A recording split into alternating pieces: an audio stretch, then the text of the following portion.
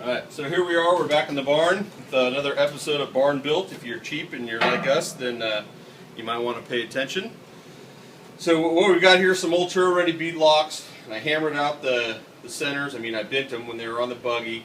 So I got some MOG centers for my next project, and so far we've got the back spacing correct by putting them down on a granite table and spacing them up with blocks and tack welding them all in. And now we're making this weld all the way around here. It's a 15 3/8 inch diameter. We've got a turntable borrowed from a friend to do this, and I've done several projects with this particular turntable. In fact, it's the same turntable I borrowed twice now for this project, and I'm finally getting around to it. So here's our turntable. It's an oldie but a goodie.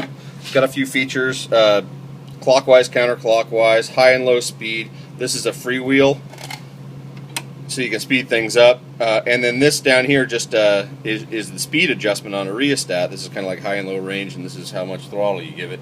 It's got a tilt feature right here, which is a crank. I've got it locked down at 0 degrees.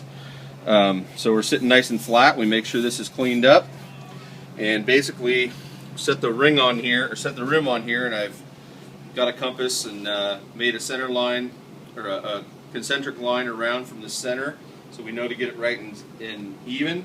And I've got the block set up in the vise, and all this is just a rest for my arm, and the gas pedal or turntable pedal down here. So basically I'm going to make some marks, and I've done some adjusting on the back where the welds don't show, and I think I've got the speed right.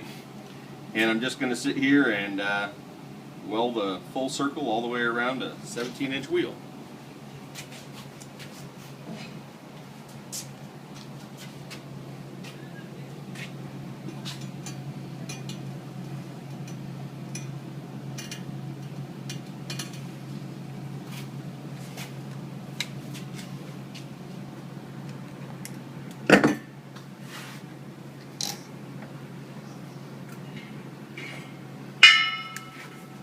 Where you're going to be comfortable, because you're going to be here for a while.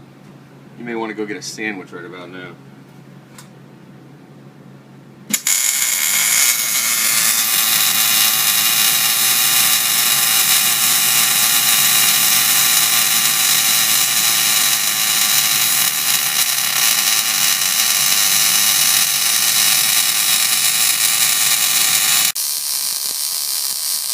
If you look carefully, you can already see Jeff's already stitch weld the backside of the wheel, so we can just run the one full weld across the top. That way we don't get any warping.